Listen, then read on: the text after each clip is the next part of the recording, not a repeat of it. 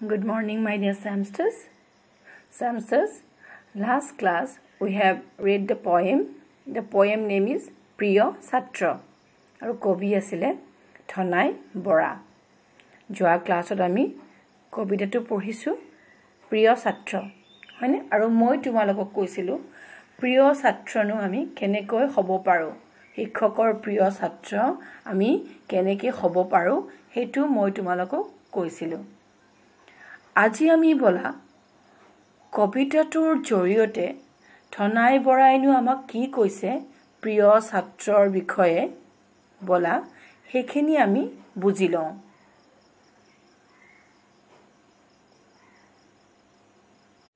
প্ৰিয় ছাত্ৰ ধনাই বৰা যি ছাত্ৰ শিক্ষকৰ উপদেশ ধৰে যত্ন কৰি সৰ্বদাই লিখা পঢ়া কৰে ইয়াতে আমাক কৈছে কি যিবোৰ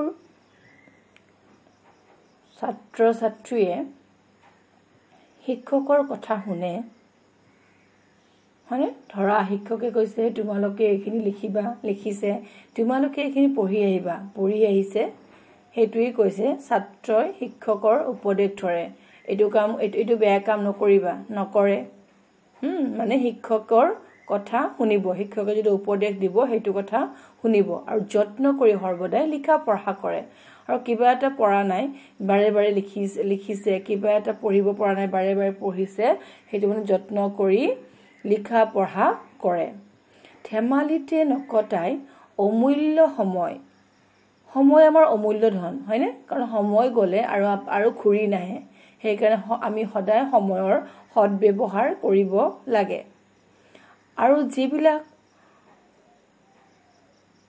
ভাল ছাত্ৰ ছাত্ৰী হিহঁতে কি কৰে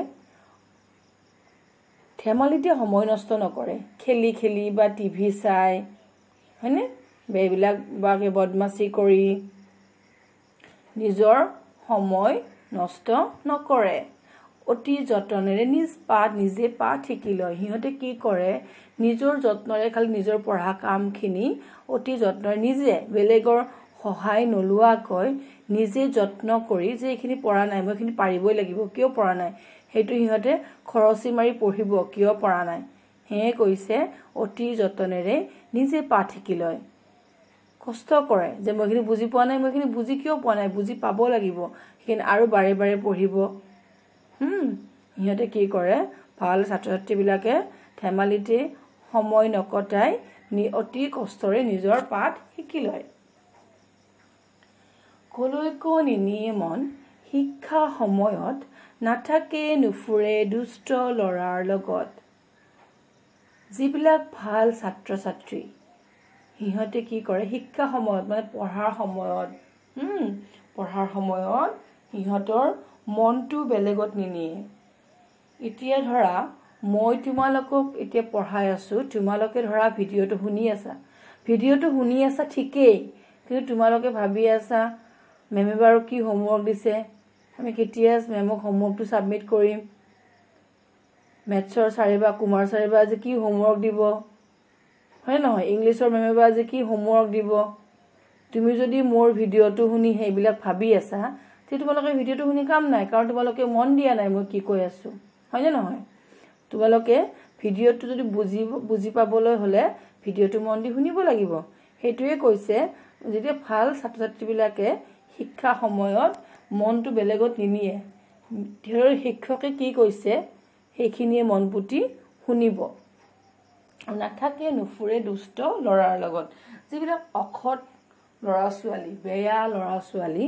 হিহঁতৰ লগত নাথাকে ভাল ছাত্ৰ ছাত্ৰীবোৰে কাৰণ হিহঁতে বদমাছি পঢ়াত মন নাই বদমাছি কৰি ফুৰিব হয়নে সেই কাৰণে ভাল ছাত্ৰ ছাত্ৰীয়ে দুষ্ট লৰাৰ সংগ নলয় পাঠ শিকি শিক্ষকক তুখে সৰ্বকাল নকৰে কাৰোৰ সৈতে বিবাদ কৰাল পাঠ শিকি শিক্ষকক তুখে সৰ্বকাল নকৰে কাৰোৰ সৈতে বিবাদ কৰাল মানে ভাল ছাত্ৰ ছাত্ৰীবিলাকে কি কৰে নিজৰ পাঠ শিকি সদায় শিক্ষকক সন্তুষ্ট কৰে এতিয়া মই যদি তোমালোকক পাঠটো পঢ়িব দিছোঁ বা লাৰ্ণ কৰিব দিছোঁ, তোমালোকে যদি কোৱাৰ লগে লগে লাৰ্ণ কৰা আৰু মোক লাৰ্ণ কৰি দিয়া, তেতিয়া মোৰ কি, মোৰ সন্তুষ্ট লভিম ন, মোৰ ভাল লাগিব যে ইহঁতে মোৰ কথাখিনি শুনিছে আৰু মই কোৱাৰ দৰে ইহঁতে পাঠটো লাৰ্ণ কৰিছে বা পয়েমটো যে মুখস্থ কৰিব দিয়ে মুখস্থ কৰিছা, তেতিয়া মোৰ ভাল লাগিব।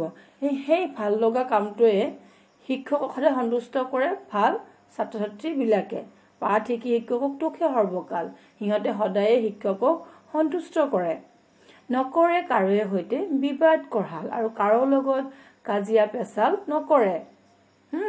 দুষ্ট ল'ৰা ছোৱালী, বেয়া ল'ৰা ছোৱালী কাজিয়া পেচাল কৰি ফুৰে নহয় স্কুলত বা বাহিৰত বা খেলিলে, কিন্তু ভাল ছাত্ৰ ছাত্ৰীবিলাকে সেই কাজিয়া পেচালবিলাক কৰি নুফুৰে, কাৰো লগতে সিহঁতে কাজিয়া পেচাল নকৰে।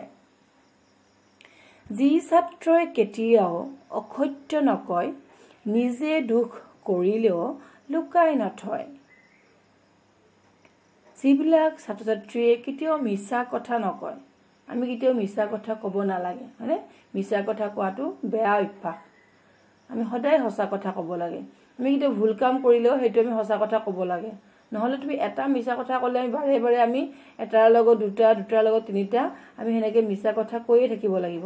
আৰু এবাৰ যদি তুমি মিছা কথা ক'বা, তুমি যদি ধৰা পৰি যোৱা, পিছৰ বাৰ তুমি যদি সঁচা কথাও কোৱা নহয়, তোমাক বিশ্বাস নকৰে, তোমাক মিছলীয়া বুলি ক'ব। সেইকাৰণে আমি সদায় সঁচা কথা ক'ব লাগে। আৰু যিবিলাক ছাত্ৰই কেতিয়াও মিছা কথা নকয় আৰু নিজে দুখ কৰিছে, ধৰা কিবা এটা বেয়া কাম হৈ গ'ল, কিবা দুখ এটা কৰিলা, কিন্তু সেইটো লুকাই থ'ব নালাগে, সেইটো ক'ব লাগে।